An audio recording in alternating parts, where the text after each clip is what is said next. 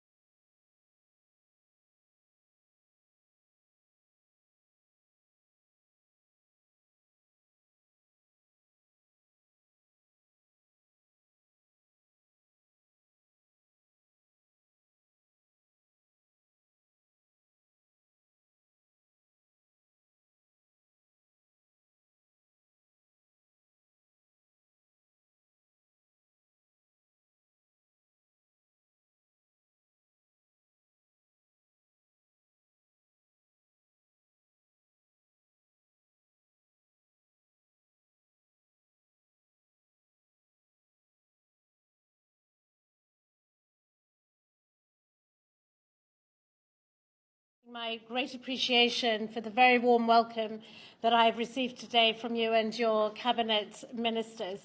I am only in day 5 of my time in Somalia, but this is my second time in Somalia.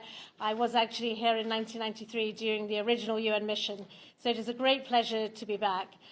So today we've been discussing a number of important topics, most important of which was the very successful local elections held here in 30 districts on the 25th of May. And I extended my congratulations. This is a major step forward in Puntland's march towards democracy, and it also showcases a way forward for other parts of Somalia. I hope the remaining 3 districts can complete their local elections, including here in Garowe. Secondly, the President and I discussed the very serious humanitarian situation following the displacement of 100,000 people given the conflict in Lasanud and the wider Sool region. I thank the President and his team for extending their support to those displaced, and I noted his request for the UN and international partners to do more to support the serious humanitarian situation.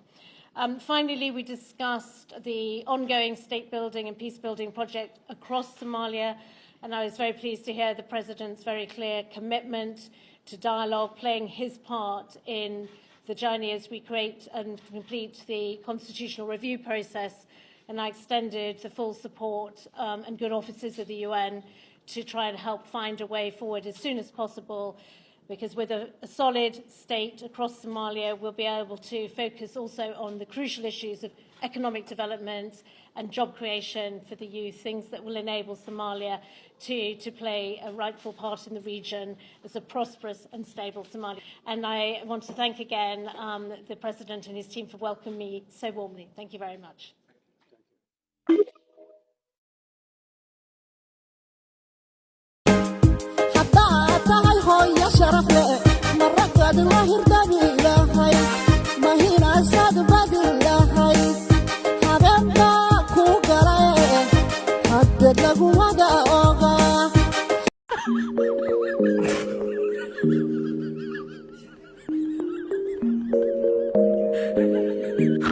Anyway, keenkayga miya aye, iman maanta. khayr waay maanta si fiican u fadhisaa, si aadaab leh. waxaa waaye si sharaf leh. inta xataa meelaha maad ku dhaqaaqin. anigu awalba aadaab iyo tarbiya lahaaba maxaa waa ogtahay aniga igu soo tarbiyeeyey keenka waxaan ku siinaa waxaa ma rabo hadaa tarbiyaleeda jikadaas maad wax uga dadaadisaan. ananoo maalin kasta horta waxaas ay soo xasuusin cimri tagaceeb laguma sigootiy ani miibaana laga nabsanaya shalay inay been iga nabsatay ilaahay wuu u jeedaa laakiin ma aqaana igama seersan tahay ayada haa meele waxay ku haysaa qoor sagaaro cidlo ah suuq bacad maxaa kaaga maseeraya ayada maxaa idinka dhexeeya? aniga ida maxaa ka saa ida weydii maxaa dhacaynay si ay uma seersan tahayne laakiin adi naftirkaa qurxulo waa tahee kaal cunto ila cun imaanshiday maxaa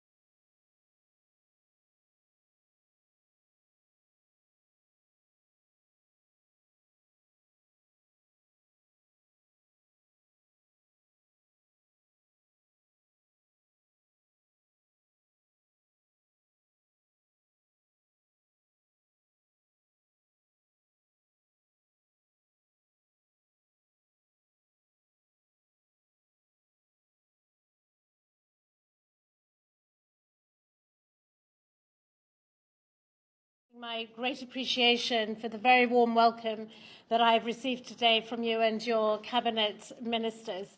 I am only in day 5 of my time in Somalia, but this is my second time in Somalia. I was actually here in 1993 during the original UN mission, so it is a great pleasure to be back. So today we've been discussing a number of important topics, most important of which was the very successful local elections held here in 30 districts on the 25th of May. And I extended my congratulations. This is a major step forward in Puntland's march towards democracy, and it also showcases a way forward for other parts of Somalia. I hope the remaining 3 districts can complete their local elections, including here in Garowe. Secondly, the President and I discussed the very serious humanitarian situation following the displacement of 100,000 people given the conflict in Lasanud and the wider Sool region.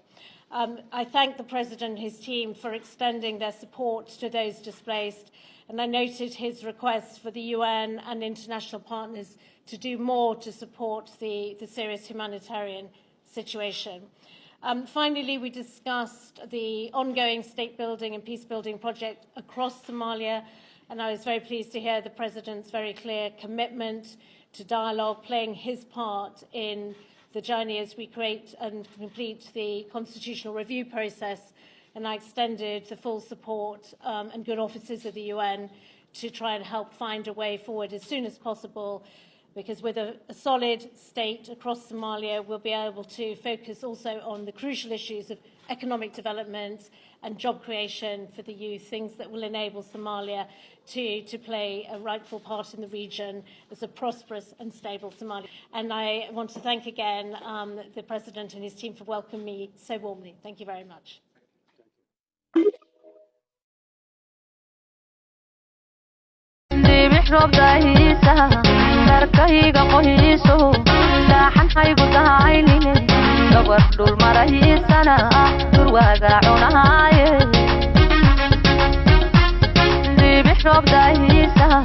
إلهي جل وعلا واك قرآنك كلها صلاة وانقيبي أنجي أدونك أياك لقيب سني وصلاة وسورة الفاتحة مقعيق ويان سورة الفاتحة صلاة بالليلة فاتحة الليلة القرآن بالليلة سبع المثاني بالليلة سورة داس وسورة ونبي قولي والذي نفس محمد بيده ما أنزلت في التوراة ولا في الإنجيل ولا في الفرقان مثلها إله محمد أبو ريما كدارته سورة داس سورة لمدة إنجيل لكم يسودقين فرقان لكم توراة لكم يسودقين قرآن كريم كان سورة لمدة كم جرت برسولكم يدي علامة ابن قيم الجوزي رحمه الله وحيدي قرآن كردم بمركان يجني وحو شرح يا وسورة فاتحة سورة فاتحة وحي يدنا كسو أرتي إياك نعبد وإياك نستعين وأمركم أضنكم أوليه بسم الله الرحمن الرحيم مركات رادد الحمد لله رب العالمين مركو أدونكو يرادو إلهي بالح I love you.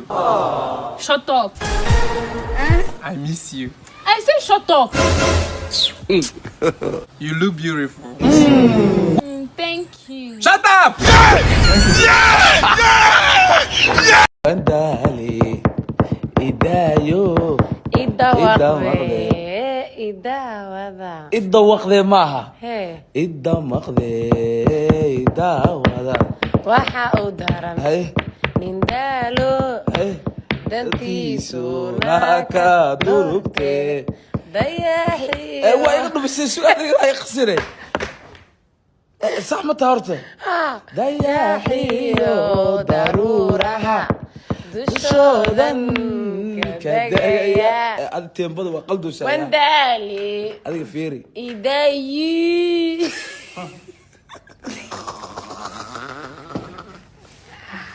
waxay la gudbaaliyo iga tag saba akademiyada cabdi fataax uga soo baxday ya saba uga soo baxday aniga cabdi fataax heesaas la soo wadnaa saba uga soo baxday ajigaan hadda heesaas la soo wadnaa bedelo macalinka bedel waaye anay ii soo safay ayaata anay soo safay haddaan bariya ku nugla waastay adiku ahaa dartan barooran jiray buuggaage wan xidho dhankaaga biibsi baan ka ahay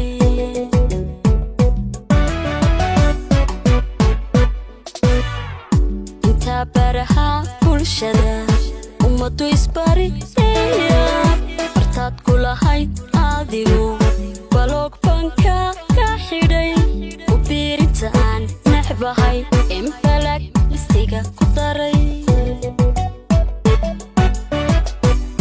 dibix roob daahiisa darkayga qohiiso daaxan haygu dahaynine gabar dhul marahiisana durwaaga cunaaye dibix roob daahiisa bandali idayo إدا وقذي ماها إدا مقذي إدا وذا waxa uu daran nin daalo dantiisu naka durugte dayaxi waa iga dhubisay su'aaliga ay khasire صح ما تهرته ضياحيو ضرورها دشودن كدايا هذا التيمبو وقلده سايا وندالي هذا فيري إيدايي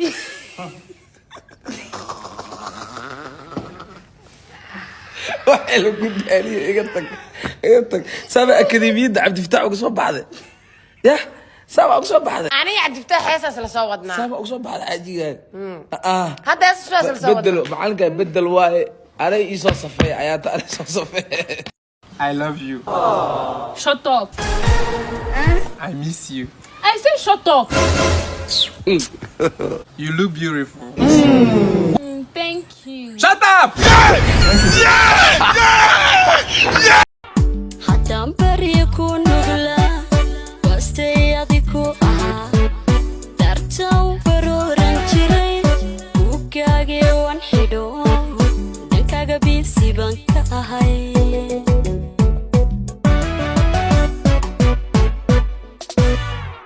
intaa baraha bulshada ummadu isbariya bartaad ku lahayd adigu baloog banka ka xidhay u biirinta aan necbahay embalag listiga ku daray